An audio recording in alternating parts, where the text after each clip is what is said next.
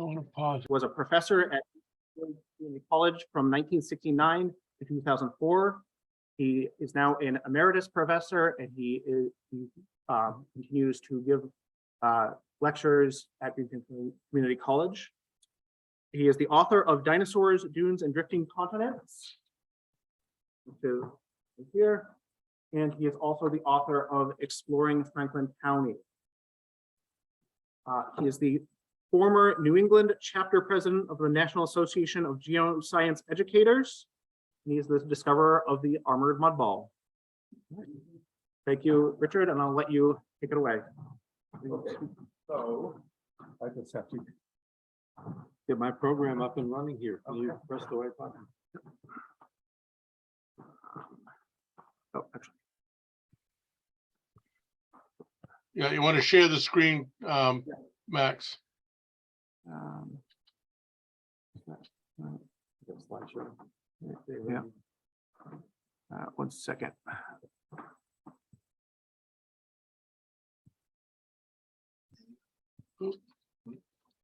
You had it. Come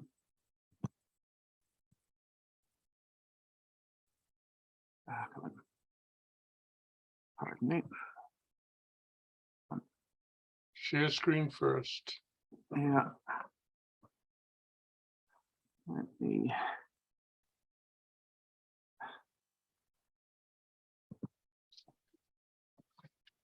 Share screen. Is this? You had it. You had it right up there. Okay. There it goes. Okay, what I think you need to do is go to slideshow. And that'll give us the full screen. Okay. Like right up here. There we go. And then from the beginning. Right. Okay, thank you. Thank you very much. Yeah, I think unless there's a way to take those boxes down, they're going to just be there, but that will not be of great consequence for us today. Anyway, I will try this computer. Let's see. So if I go like that, it gives me the next one. Very good. So in any event, I am very pleased to be here today to give this lecture in honor of Ruth Shaw's memory. And Ruth and I go back, along with Arthur, so many years back to my beginnings at GCC, which is so long ago, I barely remember, not quite to the Jurassic, but a little bit later than that, 1969 exactly. But Ruth, as soon as we started a travel company, we got to know Ruth even better. And my wife and I ran this travel company for about 40 years. And Ruth went on about 35 of those trips, I think, each year. And so we went all the way from the Caribbean to Hawaii to Iceland and many of the national parks in the US in between. And Ruth was such a great traveler, as many of you, I'm sure, knew her. She was active, enthusiastic, interesting, and just an interested person in almost everything you did. So her memory lives on, and I was very pleased to have her part of these experiences for many, many years. So I'm just checking with the audience now. Can everyone hear me? Okay. Yep. And now, if those of you at home, just yell. Yeah, we're good. Thank you. Thank you. That's great. And so I do want to say my hat is off to Ruth Shaw. And there it is. And this is my full disclosure to the audience. Thank you. Okay. A little bit of humor. Yes, you might note that those of you at home, they did smile behind their masks. Thank you. Anyway, kidding aside, this talk is called Magnificence, Mysteries, and Death. Geology stories from the Connecticut River watershed of Massachusetts. You're going to learn some really interesting things today, including some things that could literally save your life. So let's get started here. So first of all, if we take a look at Magnificence, look at what we have here. There's amazing sedimentary rock types with canyons. We have metamorphic rock types, sedimentary rock types, and what's the other one? The igneous ones. Thank you. And there's these great canyons also, 1,000-foot deep canyons that come through, particularly over in the Berkshire side of our valley. Floodplains, It's a great dramatic setting with a lot of great diversity. And then we have mysteries, which is really great, these geologic stories. We have the Connecticut River and also the Deerfield River. And they go through these ranges, these ridges, the basalt ridges, for example, the Holyoke Range, where the Connecticut River cuts through the Holyoke Range. We also have these 100-foot deep holes in the Connecticut riverbed, just beyond downstream of the French King Bridge. Wow, how did they get there? How do you drill a 100-foot deep hole in a riverbed? I have the answer for you coming up. And we will also talk today about the glacial potholes of Shelburne Falls and the Deerfield River, that lower Deerfield. Instead of going to the south to join the Connecticut, when it reaches the Deerfield Valley, it all of a sudden turns north to go and join the Connecticut, the opposite of the Connecticut River direction. That's weird. We'll explain that too. And finally, there's death. We always leave death for last. You should do that too. Why did the Pangea supercontinent have to die? What about minerals that could kill you? And if it's wet and wild and windy, you go inside, you can die, perhaps quick or perhaps slow. Stay tuned for the answer to all of those things. So first, an important thing I'm working on, it is saving the armored mud balls. These are rare things which you may or may not have ever heard about before, but these were formed during Jurassic time. So we go back to the age of dinosaurs. And a quick review of this is mud falls into a stream back during the age of dinosaurs. And then it tumbles downstream, gets round and sticky on the outside, and pebbles adhere from the stream bed. That's what we call the armor. And then we have to have a quick burial. They have to be lithified, that is turned to stone. And then 200 million years later, somebody has to find them and educate the public as to just how rare and unusual these are. So let me tell you, when you get a chance, when you go to Greenfield, the best place to see these is at the geology path at Greenfield Community College. You can easily find this right at the front of our building, the main building. And you will see rocks there, these monumental sized rocks that have like a basketball sized one in the upper left that you can see. And there's even golf ball and softball sized ones in the same rock and so forth. So these are really, really interesting, well-formed and best in the world. These are rare, and this is probably the only place in the world that at least you can easily see them. There's a few places up on mountainsides, like in Greenland. Who's going to see those? They're probably not even visible today due to erosion. So they're in the geological literature as a reference, but probably not able to be seen. So what I want to do is I want to make the rare armored mud balls one of the state symbols. We have over 50 state symbols. Have you heard about those? The corn muffin is the state muffin, the Boston cream donut, the Boston Terrier, the state dog. So, you know, we have all of these things. This is more important. So I'm hoping that with legislative support, of which I have, that in the next year, we will move forward with having these celebrated as an official Massachusetts, excuse me, Massachusetts state sedimentary structure. So if you want to help, go to my website, thearmoredmudballs.rocks. You can learn more, sign a petition, and you could even contribute to help with promotion costs. And as it says, I work for free, but there are costs for mailings and so forth. But back to the program, Magnificence, Mysteries and Death, Geology Stories. We're going to take a look at Magnificence first. Okay, we don't have a Grand Canyon or the Rocky Mountains, but we have the longest river in New England.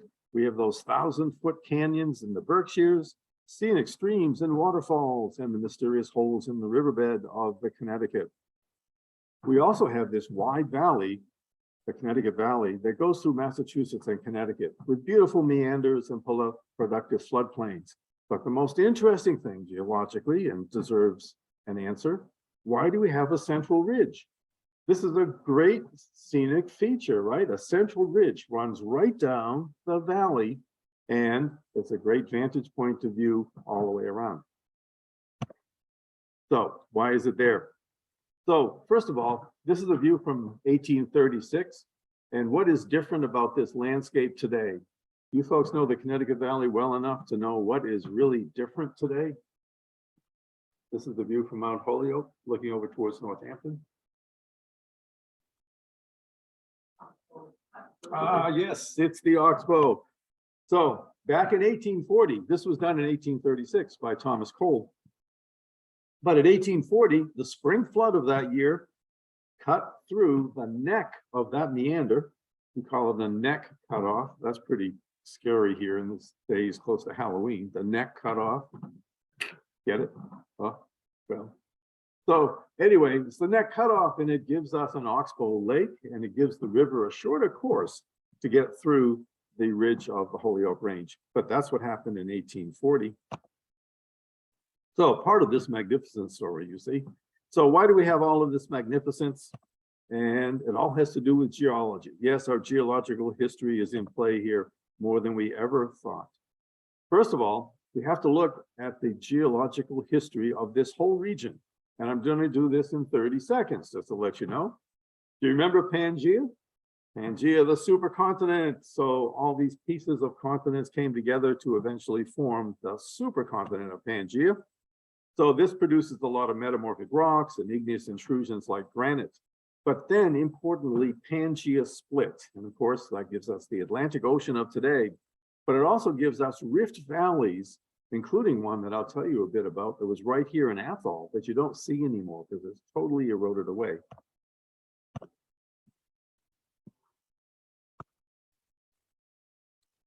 Moving on through the history, eventually the Rift Valley was totally eroded and the surrounding mountains were eroded into a regional flat landscape called the peneplain. And then today we only see that peneplain in the tops of the peaks, the tops of the mountains all around us. They all come up to that same level. But there was uplift of that old peneplain level and then erosion to create the present day landscape. And then we have glaciation. And if you're in the Connecticut Valley, Lake Hitchcock was a prominent feature up and down the Connecticut Valley. But if you're in Athol, you're too high. You were above Lake Hitchcock. So you don't have a Lake Hitchcock history, but you do have your own smaller lakes that were here and effects of the glacier as well. So finally, in the Connecticut Valley, Lake Hitchcock drains, the Connecticut River comes back to its valley, and we have the final shaping of the landscape. Very quickly, do you know about the rock cycle? Do you know that we only have 3 types of rocks? The igneous, the rocks that were once molten, they might be lava flows or granite intrusions deep underneath. And everything gets eroded on Earth, and so that produces sediment, and the sediment will eventually go to the ocean or lakes or river terraces and so forth, and that gives us sedimentary rocks eventually. And then if any previous rock is caught between colliding continents, you're going to have a lot of heat, pressure, and change to make a metamorphic rock. And then if it gets remelted, you're back to the igneous again. See, so it's a great recycling system here on Earth. So in our Connecticut River Valley, we have all 3 rock types easily seen. That's what makes us so wonderful in the study of geology. Just to highlight this, that ridge line that goes through the middle of the valley is a lava flow. We have dinosaur footprints in sedimentary rocks that are surrounding the rocks of that lava flow. River erosion prominently makes landforms in the old deposits of Lake Hitchcock. And so it's a really interesting landscape. The dinosaur footprints, of course, are extremely interesting. And I have a computer dinosaur. There, wasn't that cute? So these rock types and landforms are here because of Pangaea splitting, and it created a rift valley. So if you want to take a moment and go back to the time of the Rift Valley, this was our view, just like Death Valley. So when Pangaea split, we found that there was a mountain on one side with a fault line, and the valley dropped down on the other side. And as the mountains erode, you get these big piles that wash in called alluvial fans. And then you come down deeper in the valley, lower down in the valley, and you find lake beds and shorelines that shift back and forth over those alluvial fans. So the sediments that are going to make sedimentary rocks that are a characteristic of the Connecticut River Valley are made up of gravel, sand, and mud from this environment. So from that Rift Valley environment, we have gravel.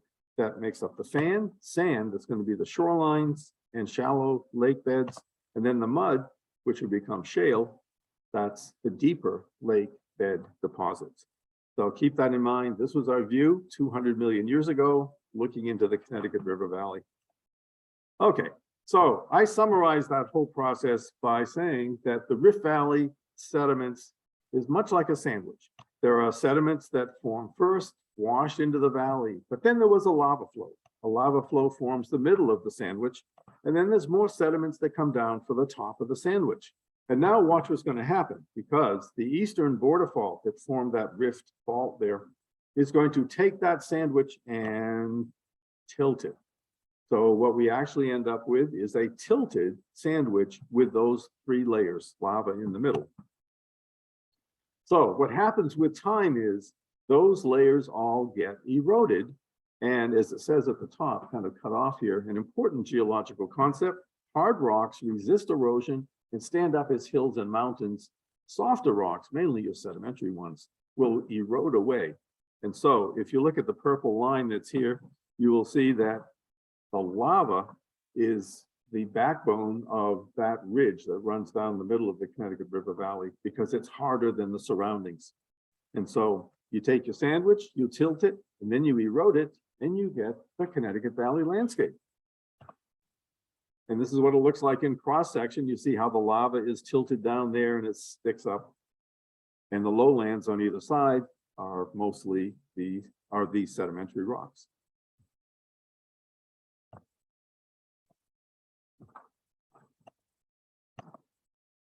Okay, so a distant view just to show you this. If you look at the picture on the left, this is looking over by Sunderland and looking towards Deerfield to the north. Can you see the slope right where it says lava? It looks like a book is tilted. Well, that's the slope of the lava flow that controls the slope of the so-called Pocumtuck range. That's the range that looks down on Old Deerfield. And similar shape over there in the Holyoke range, which is the picture to the right. This doesn't show that shape very well because you're looking at it from a distance. But anyway, it's that lava that sticks up at an angle. And that's why it's a ridge, because it's more resistant, sticking up like a tilted book. Few people realize how far that Holyoke range lava goes, though. You can theoretically walk all the way from Amherst to New Haven. Sometimes it's offset by some faults, as you see here, but that red line, that is the so-called Holyoke basalt. Goes all the way to New Haven. One lava flow. Actually, it's a combination of a couple, one after the other very quickly, totaling about 400 feet of lava. Now, that's a massive amount of eruption that just covered our landscape about 200 million years ago. So when we look at the Connecticut River Valley, the ridge in the middle, it's lava. It really adds to the magnificence of our valley. If you go up closer to look at the valley, or look at the lava, you see that it's the typical columns that you many times get in lava flows.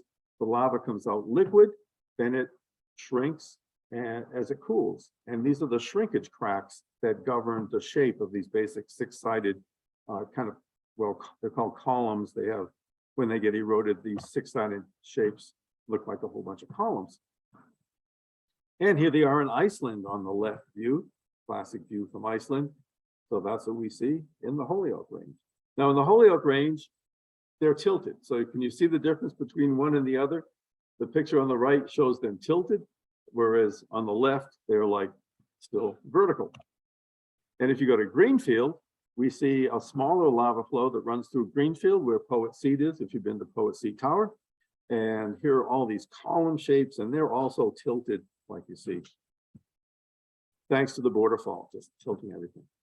Now, a special note for Athol. You folks have a fault, much like the eastern border fault, which is the bigger one that runs through the Connecticut River Valley. You have a smaller fault that cracks through the rocks through here. It's not active anymore, but it is a mapped crack that's called the Athol Fault, and it has the same motion as the eastern border fault. In other words, it's a rift, but it's a smaller offset rift. So even though it formed the same landscape that we have in the Connecticut River Valley, it didn't have enough thickness of the valley sediments to preserve it. It's been eroded away. So you don't see the great stuff that we have in Greenfield, but you could have had it way back when in the Jurassic. Okay, so anyway, lava, it's a magnificent rock, but are there any more magnificent rocks? Let's look deeper. Okay, now just in case you're in Athol here and you ever go to Greenfield on Route 2, get set for this. This is going to be a real exciting part of the story for you. So anyway, here we are looking at a Mount Everest picture. What's going to happen, or what would happen 10 miles down under Mount Everest? What happens to the rocks 10 miles down? Well, guess what? They look just like this. You know where the Great Wall of Irving is, as we call it? These rocks are absolutely spectacular there. Absolutely mind-boggling, jaw-dropping, one of the most interesting places anybody could ever stop. Now, you do see similar things up in the Rockies and so forth, but usually rock cuts like this are on super highways and you just really can't go over and stop beside the road. But here in Route 2, it's easy to have access to this. But these rocks show what happens deep underneath a collisional mountain range that was here during the creation of Pangaea. So 400 million years ago, we had the mountains, but now after 400 million years of erosion, and some nice road building to cut through the mountainside. Thank you very much for that. Otherwise, this would just be a tree covered hillside, and we really wouldn't see into the rock, right? So the rock cut is absolutely gorgeous here. So there's a lot of schist here. This is that metamorphic rock that's dominated by mica, but it also has quartz intrusions. All those white things you see poking through there, those are quartz intrusions. And these are called boudins, which means sausage in French, but they're quartz intrusions through this schist. But why are they here and why are they mostly just all quartz? That's a really interesting question. It's not a granite intrusion, of which some of them are here. There are some granite intrusions here, but these are just quartz pods that are in that schist rock. Why? Well, here's the story. There's two things to know about schist and slate. First of all, it's from ocean mud. So this is the mud before Pangaea. Wow. I mean, think about that when you travel down Route 2. Not only is that spectacular, but that schist used to be the mud, and then, boom, the continents collided and squeezed everything up, metamorphosed it, pushed it up so we can see it today. An amazing story. So it's from the ocean before Pangaea. And if we can advance, there we go. So this is where it used to be. There's North America in brown on its side there. And that was the mud in that ocean. But then New England is a whole bunch of smaller pieces that came through to collide. And eventually North Africa came in and collided with us and to put Pangaea together. So in any event, this is what happens. When you start to get metamorphism, heating up that schist. So you go from mud and then it gets compressed into schist, but it's still under that big mountain range, right? We're still about 10 miles down. And when that compression and heating is occurring, what are the first minerals to melt? See, minerals don't all melt at the same time. And I relate this to a chocolate chip cookie. If you have a chocolate chip cookie, squeezing it in your hand, guess what? The chocolate chips are going to melt. I must say I use that example a lot, but I've never been able to squeeze a chocolate chip cookie. I'm eating it before that happens. But you can imagine it happening. But quartz is one of the first minerals to melt because it melts at a relatively low rock temperature anyway. And so you can imagine that schist is being heated and the quartz is starting to melt and starting to flow in amongst all the mica and come together as these pods that you see here. Anyway, great story. Who would have thought that was happening? We're going to move on now to another metamorphic rock that is really nice. That's an old geology joke. GNEISS, it's nice. So if we go to Shelburne Falls, you can see a great view of a river eroded rocky outcrop here at Shelburne Falls. And it's called gneiss, GNEISS. So this used to be a magma chamber under a volcano. The volcano is long gone, but the magma chamber, which became granite, has been squeezed and metamorphosed, so the light and the dark minerals have kind of flowed relative one to the other to make these wonderful bands. So anyway, back to our Pangea story. We have all of these pieces of continents out there in the old ocean. You get them coming together. And when pieces of continents move, the ocean crust goes down under. It's called subduction. And you have magma chambers, which become granite. And then when you have the collision, these become metamorphosed.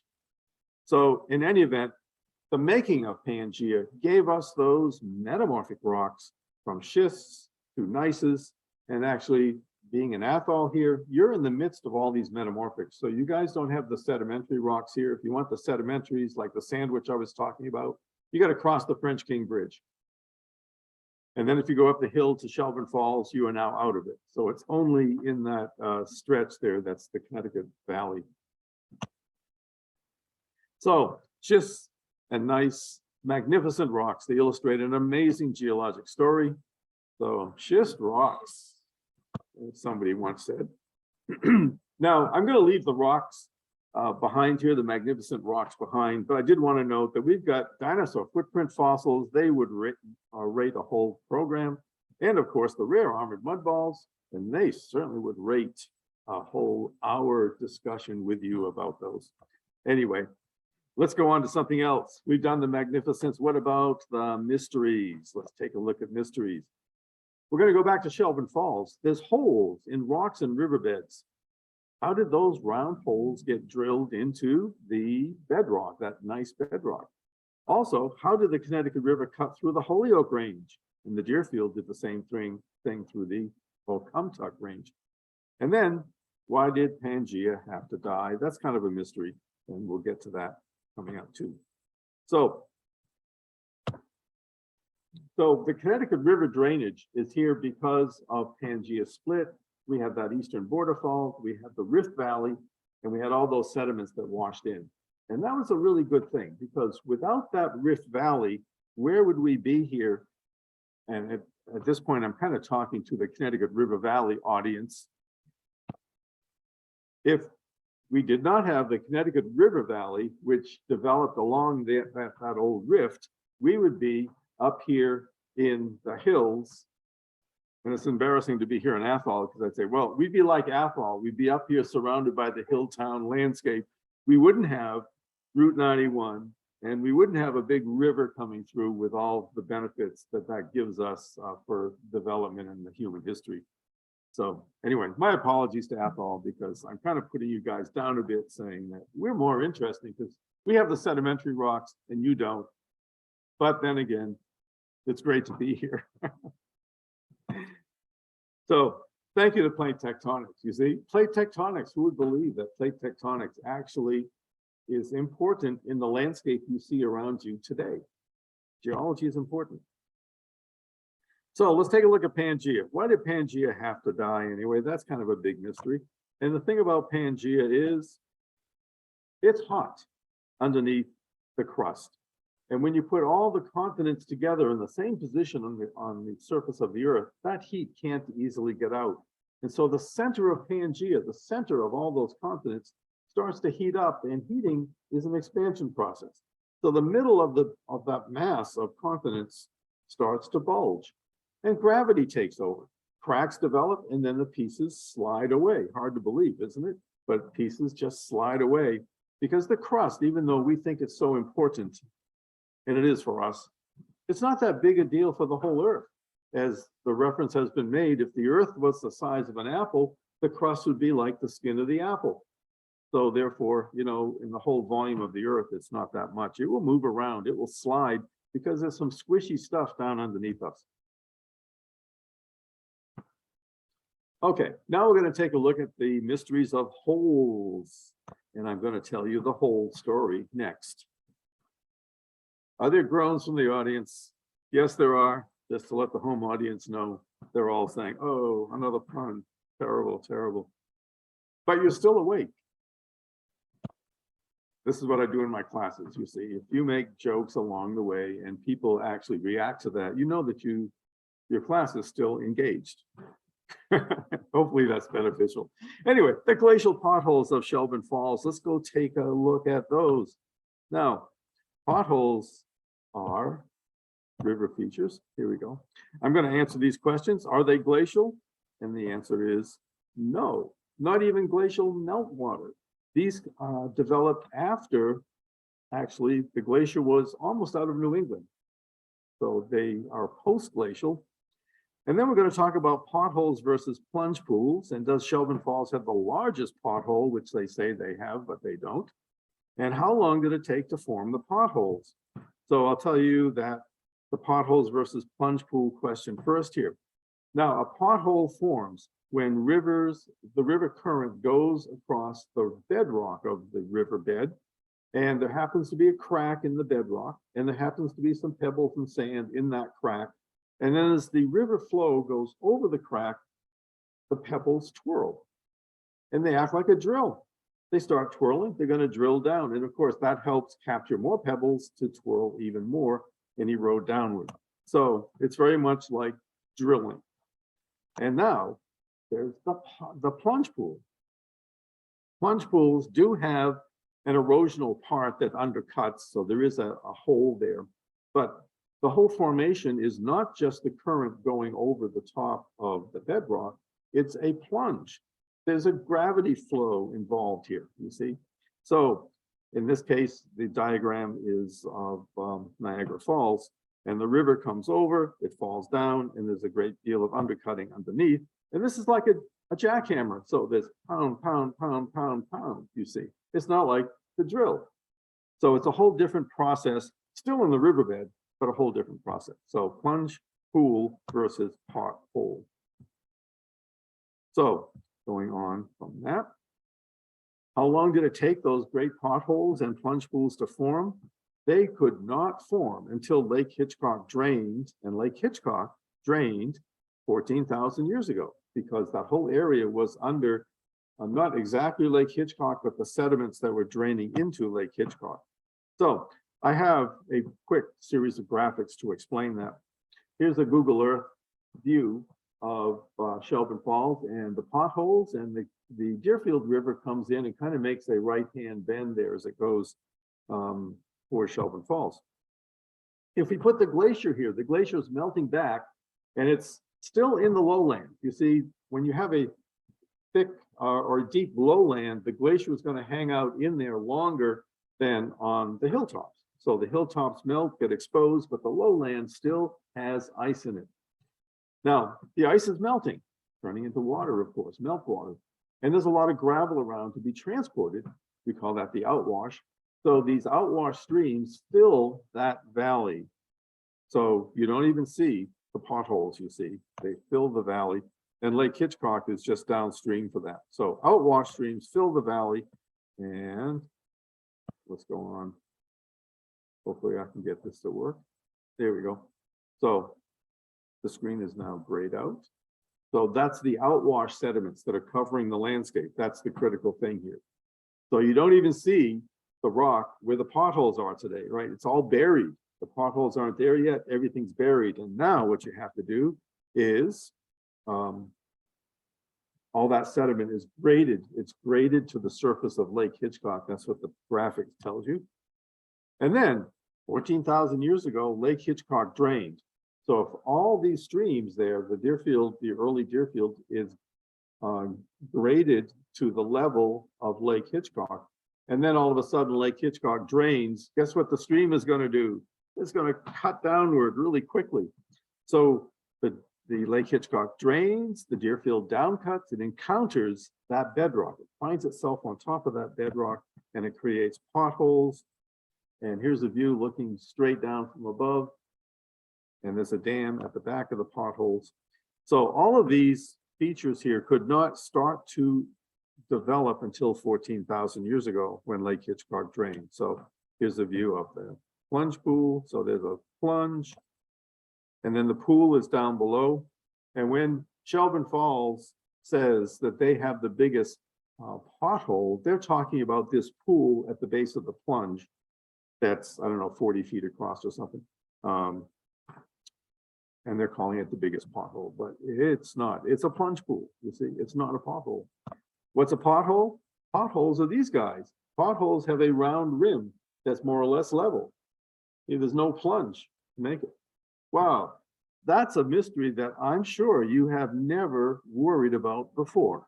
Is it a pothole? Is it a plunge pool? Anyway, now you know. It's easy. So the biggest pothole is this one here from Finland.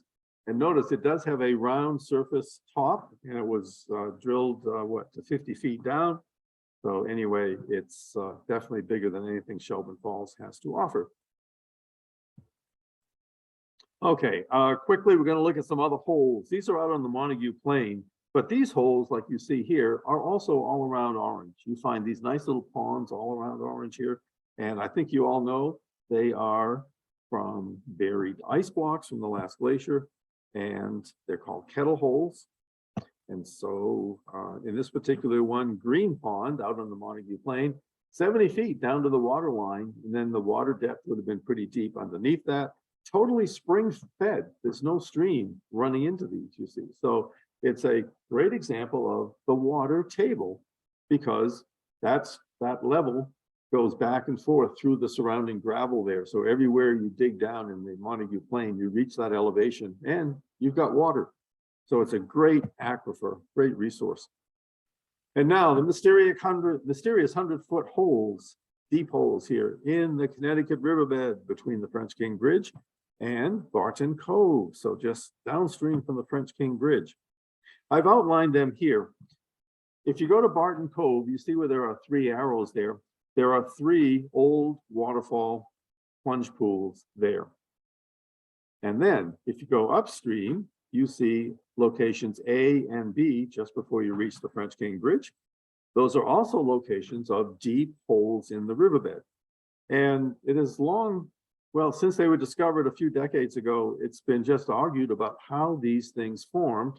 And I have the answer for you. And it's not due just to river currents. You understand Shelburne Falls and how the potholes formed, and they couldn't form until Lake Hitchcock drained, and then the river was able to cut down through that outwash sediment cover. Well, we have the same thing here around the French King Bridge. The Montague Plain was actually very extensive. It went all the way to the hills of Gill and even into Greenfield. So there was a big cover of sediment thanks to this delta built into Lake Hitchcock. And then Lake Hitchcock has to drain. And when Lake Hitchcock drains, we find that the river cuts down and finds itself on top of that ridge that sticks into Barton Cove. It's called the Lily Pond Barrier. I've got a picture of it next. Okay, right here, looking upstream, there's this ridge of sedimentary rock that sticks into the Connecticut River Valley there. When Lake Hitchcock drained and the Connecticut River cut down through the Montague Plain sediment, it found itself falling over that ridge. It fell over in 3 places, making waterfall plunge pools in 3 different places. The one to the far right here, I think there's an arrow on that. Okay, there's that one, and finally this one.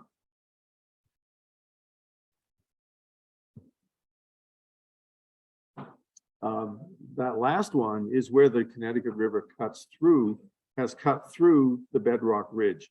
And once that happened, then the river could downcut and make its way upstream, eroding upstream. Okay, so can you follow that? The river is held up by the bedrock ridge. It falls over 1, 2, 3. The third one eats its way, because waterfalls are very erosive. So the waterfall at site number 3 there will eat its way back through the bedrock ridge. And once that happens, the river can now downcut and work its way upstream.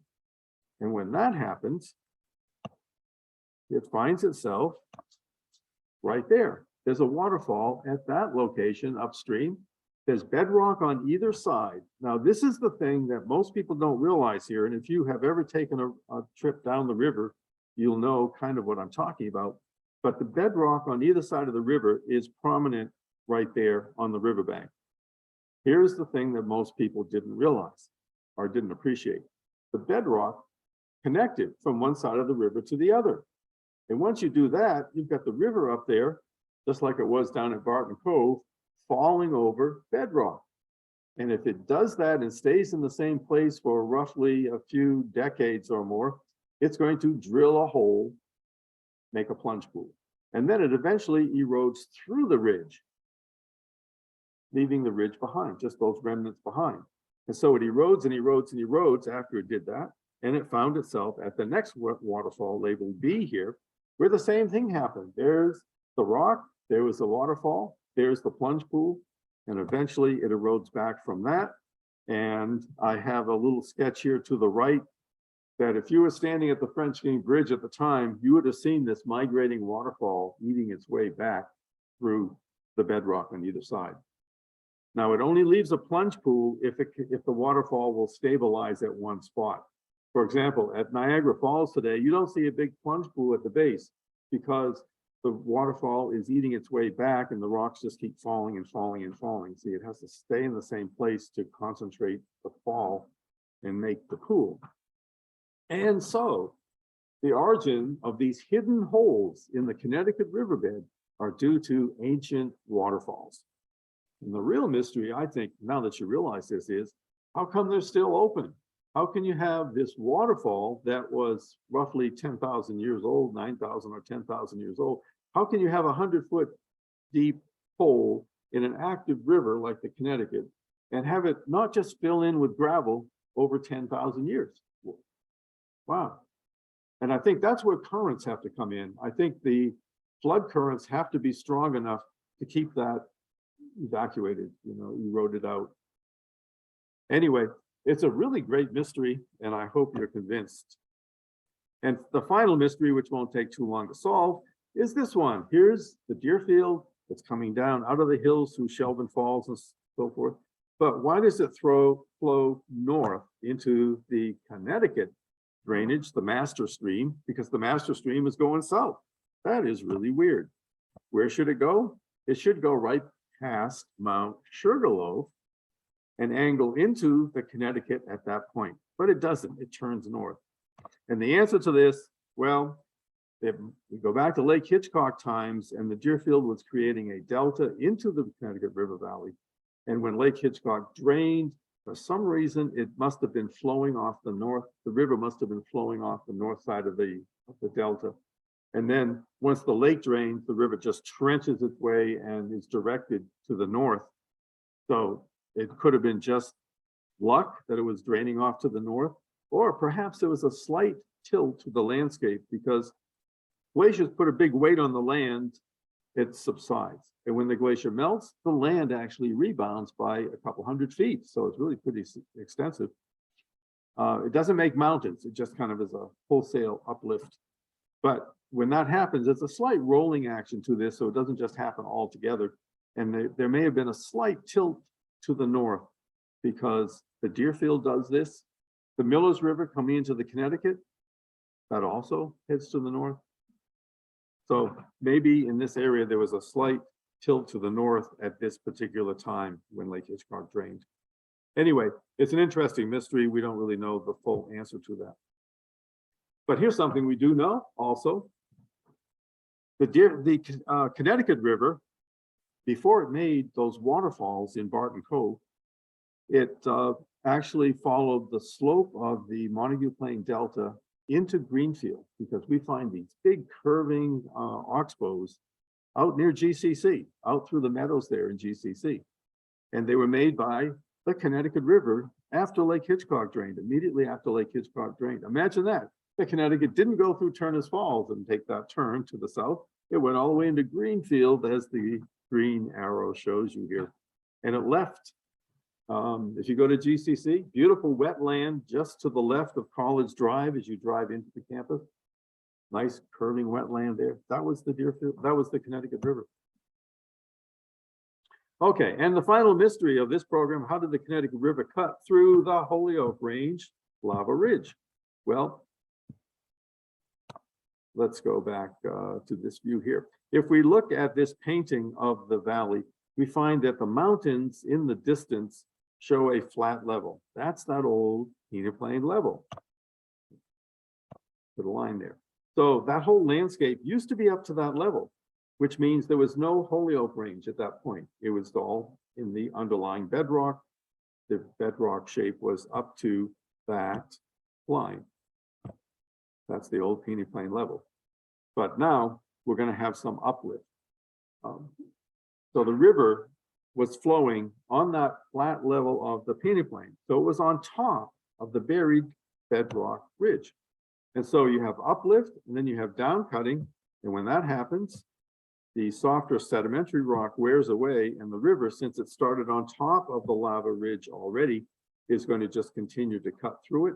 There's a series of diagrams that's kind of cut off by the captions here, but you have a flat landscape in the first block, the river starts to cut down, and then eventually in block number 3, it's called differential erosion. You erode away the weak rocks and the stronger rock sticks up, and the river is going through the stronger ridge because it started off above it. So that's the water, it's called a water gap. That's the water gap mystery. You have the peneplain, the uplift, and the river down cutting, and then the differential erosion. Okay, and now we're going to come to death. Death by rocks.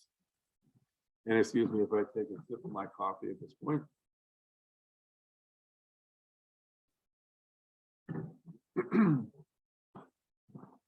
Okay, so what is in the rocks that can kill you? You know what? The big deal is radon. Have you heard about the radon risk, everybody? It's been in the news before, but I think it's very underappreciated. So there's also some arsenic that's a problem, but radon is the really big deal. Looking at the arsenic from well water in Massachusetts, as this research indicated, they surveyed a bunch of bedrock wells. They found that 13% excuse me, exceeded federal drinking water standards for arsenic and 3% for uranium. So your individual well probably has a low risk, but it might be, you might be prudent to test it. But as the caption says, you're in luck. The results of urine analysis indicated that no one who was in that contaminated water area had arsenic or uranium in their urine levels at levels of health concern. And actually, I've never been too concerned about my urine levels. It's the stuff that stays in my body that I'm more concerned about.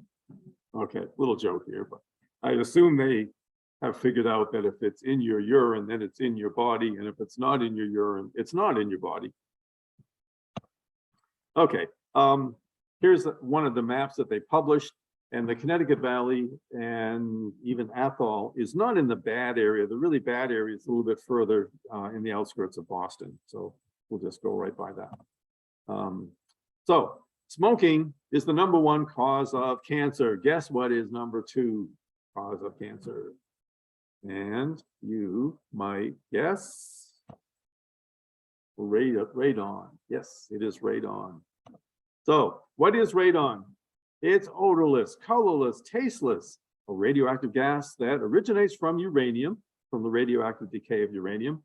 So it can be found outdoors, of course, because we have rocks all around us. But what the problem is when it gets concentrated in a building. So let's just see how it gets there. So radon is estimated to cause tens of thousands of lung cancer deaths a year. Only smoking causes more cancer deaths. And if you smoke and your home has high radon, your risk is especially high. But therefore, radon is the greatest geological hazard. So radon potentially kills more people than floods and earthquakes and being hit by a meteorite or whatever. So radon is your greatest geological hazard, but odorless, colorless, and therefore it kind of escapes recognition. So how does radon get into the home? Now, here's a graphic that I took from a government publication, and it took me a minute to really realize what this strange thing was, but it's a house and a vacuum cleaner. Because your house actually sucks this in from the underlying soil. So it's really interesting process here. So the graphic tells you here that the radon is found potentially in every single house, whether it's new, whether it's old, homes with or without basements. It could be on ledge or built on sand. There's no one thing that is more important than another in terms of the risk. So the radon enters the home, either from the ground through foundation cracks or from well water. Therefore, if you've got a well, you are potentially at a greater risk than if you are on town water. So you should test your home. I'll tell you how to do this for free. The handout today also has the phone number on it for the Mass office that will send you a radon kit. Well, here's what happens. There's your house. It's covered, got a roof, of course, and sides. And when the wind blows across that house, your house becomes a zone of low pressure. And so radon gets sucked in from the soil into your house because it's this zone of low pressure because of the way the house is constructed and basic physics. And so therefore, that's a big problem. Now, one mitigation process is that you try to change that pressure by pushing, either getting the ground radon diverted around the house, and sometimes just changing the pressure in your house so that the air flows out and not coming in. So it doesn't mean you have to, if you have a high radon, it doesn't mean you have to bulldoze your house down and start over. That's good. So anyway, there's a program that monitors indoor air quality in Massachusetts here. You can buy a radon kit online for under $30 typically, but if you call the Massachusetts office, you will perhaps, if they still have the program going, get a free radon kit in the mail. Now, some more deaths by rocks here. There's mining, of course. You know, anybody who wants to work in a mine, I think, has to have very limited opportunities for other employment. That's dangerous work. So there's also something that's a result of the mining. There's a lot of surface area for weathering. I mean, when you mine something out, there's all these tailings that are then just dumped. They're called dumps around the mine. And a lot of those dumps have a very interesting mineral in them. The mineral is pyrite. Everybody knows fool's gold, I think, right? Really pretty mineral, but it's a combination of iron and sulfur. And when it breaks down, you're going to get sulfuric acid. Now, here's one example, the Davis mine up in the hills of Rowe, between Rowe and Heath. And the Davis mine is now just covered by trees. You would not know that anything was there, but it was once the largest iron pyrite mine in Massachusetts. And it was a village there in the late 1800s. By 1911, there was a partial collapse and so forth. But now this is what it looks like. It's covered by forest land. And they say, please keep out. I think most of the shafts have been capped, but they had some fairly deep shafts there. And they were mining not the iron, but it was the sulfur for the chemical industry. And there was also copper. So here are some of the ancient pictures here. Well, historic pictures. Geologically, we shouldn't say ancient for this, but historically, old pictures back in the 1900s. Look at that. Today, it's a forest. That's due to the collapse in 1909. But what's happening today, the legacy of this is the dumps are contributing sulfur to the groundwater. And so when this comes to the surface and then goes downstream in this small stream here, you have death to lots of organisms. UMass did a study. They found there were no bigger organisms, no fish, salamanders, or other large organisms in this whole small brook cutting through the trees. It's all due to the acid mine drainage. And it went for what, about 2 miles or so downstream. Okay, let's consider another hole.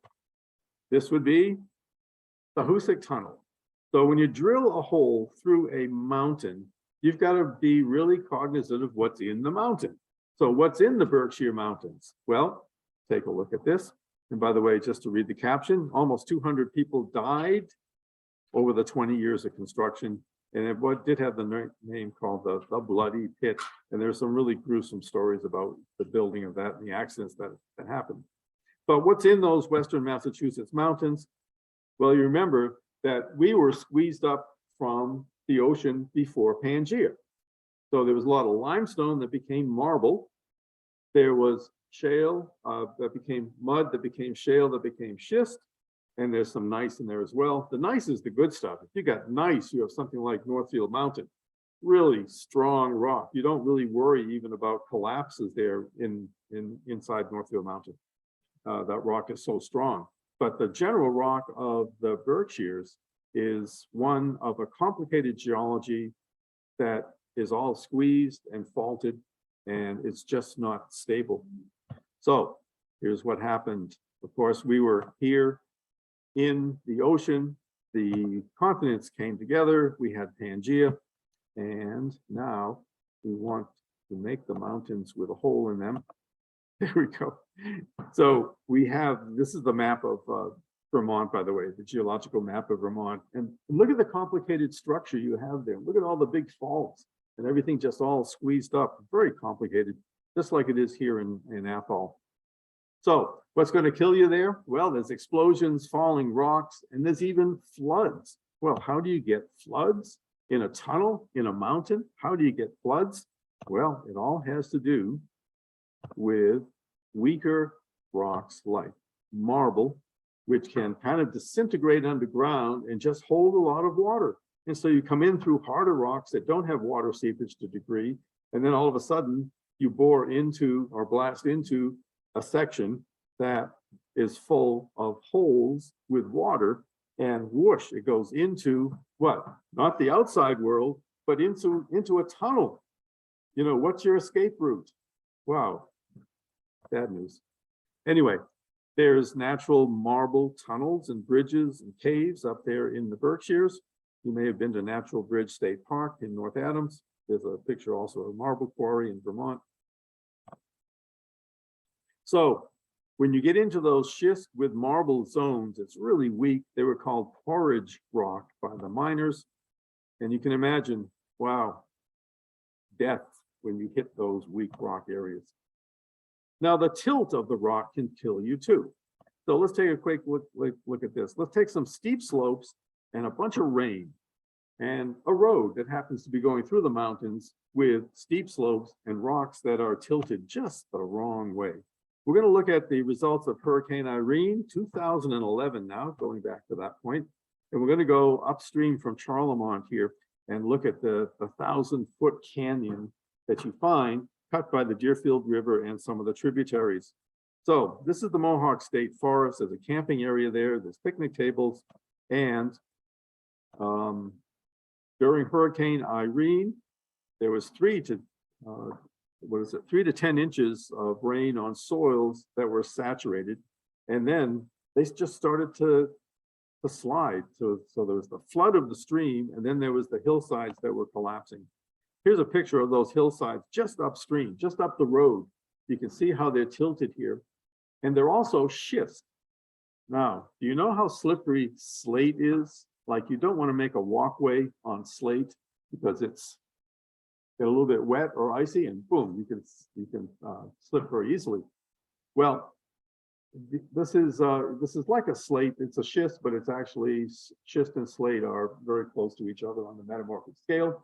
They're very slippery, and when you get the layers angled like you see, and just a little bit of soil and forest cover on top, it will just slide. These are natural slide planes, and that's what happened here.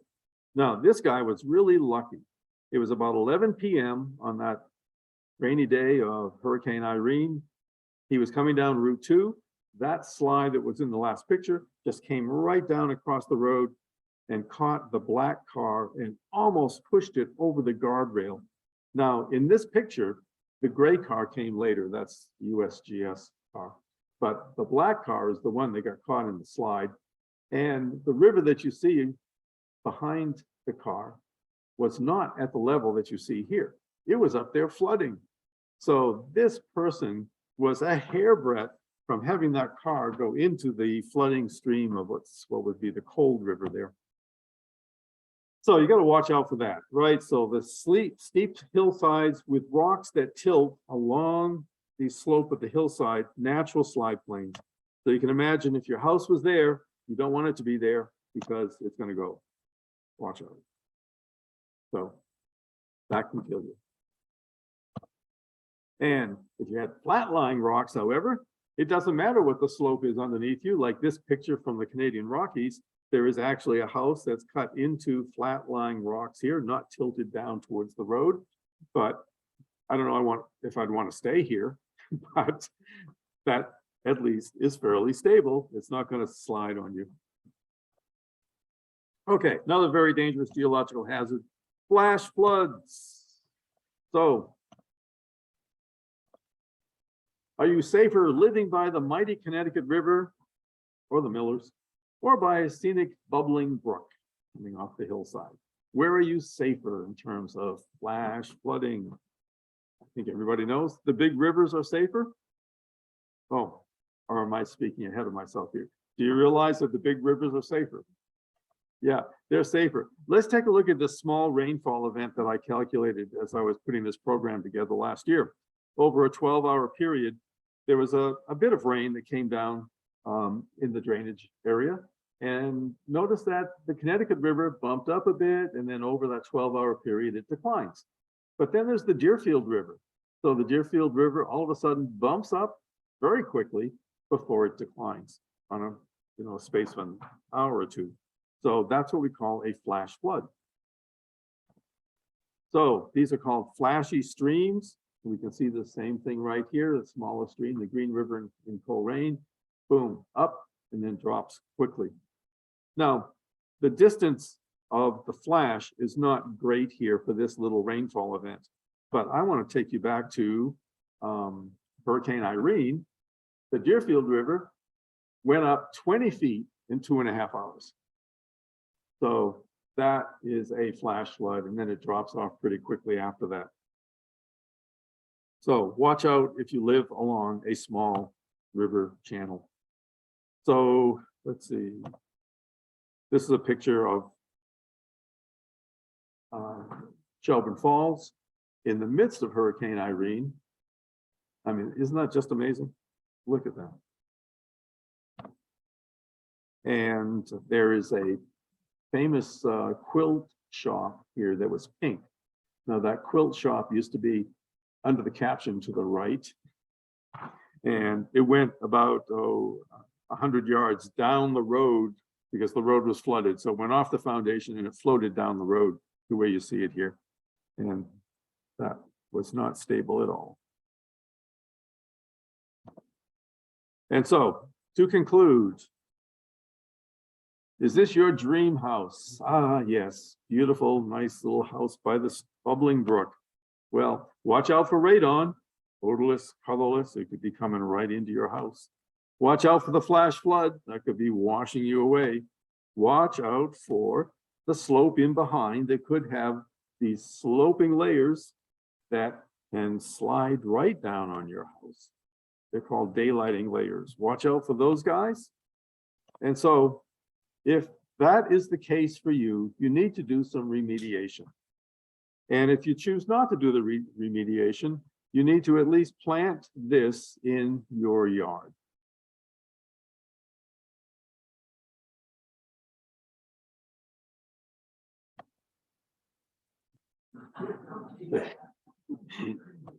Okay. Famous quote here: civilization exists by geological consent, subject to change without notice. I've read this for years and years in geological textbooks. The man's name is Will Durant. But did you realize Will Durant is a Massachusetts guy from North Adams? Hey, how about that? So he was quite the philosopher and historian, and he died in the 1980s, I think it was. So he lived quite a long time. Yeah, died in 1981, received the Pulitzer and the Presidential Medals, born in North Adams. So in conclusion, this whole Connecticut River Valley region, really interesting place. And it's the best place in the world to study geology because of everything in part I've laid out in this short program. And of course, save the rare armored mud balls. They are unique in the world. We've got to work to save them. And what has been seen cannot be unseen. And thank you very much. I'll have some questions if anyone has them. And I want to thank my audience here. We are in a cold room. And other than the shivering, I think that's what's been the clapping, is people's hands just kind of shivering together. But I'd also like to thank the audience at home, because this program is up against a football schedule.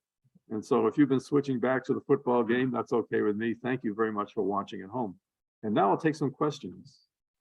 Questions from the audience? Okay, there's one question. Yes.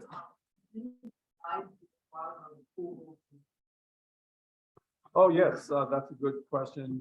Just in case you at home cannot hear me, has anyone dived into the pools, those deep 100-foot deep pools? And the answer is yes. There's a man who discovered these. He was one of the discoverers. I guess the fishermen had known about these as fishing spots, but the person who did the most scientific work was at UMass, Ed Klakowski, who's a pretty famous name for people around here. He's now retired, but he was a biologist, and he and a dive team went down to those depths, and it's very difficult down there, of course, because it's pitch black. There's no light penetration at all. And they found some rare worms and sponges that were growing along the sides of this. And so a waterfall plunge pool is very steep, and then it kind of shallows out as you go downstream. So when you come into the deepest part of this, you're surrounded by these sheer walls, and that's where the sponges were growing on those sheer walls. And so, yes, they have been documented. Weird environment. It's so strange, isn't it? I mean, if you've been on the Connecticut River, canoeing, swimming, whatever, how do you know all of a sudden the water depth goes from like 15 feet to 125 over the span of the length of this room? It just drops. And of course, you never see that on the river because the river stays fairly level. So what a mystery. More questions? Yeah. Pangea was formed. So, on the other side.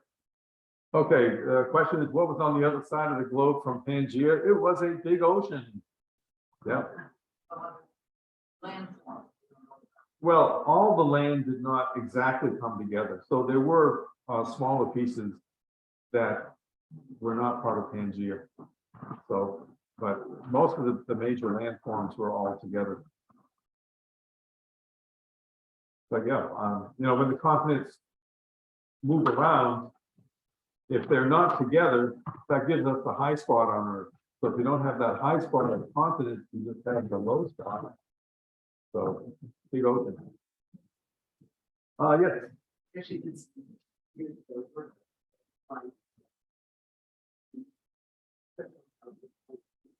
But anyway, one of the things. Is the sulfur.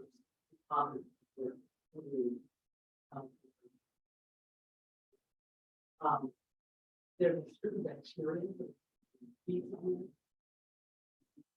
plant vegetation.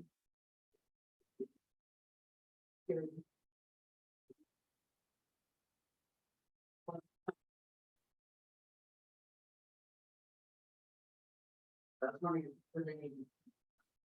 any results of some of the reasons for the thing. Yeah, so the question is about remediation up at the Davis mine. Yeah. And actually, I know that UMass has been following it even more recently, but I do not know the results of that. Well, I think that wraps up our questions, and thank you very much to the audience.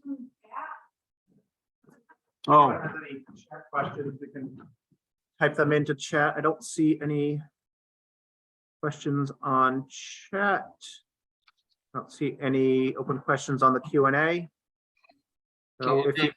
any of our people on Zoom have questions, please type them into chat or into Q&A on your Zoom app.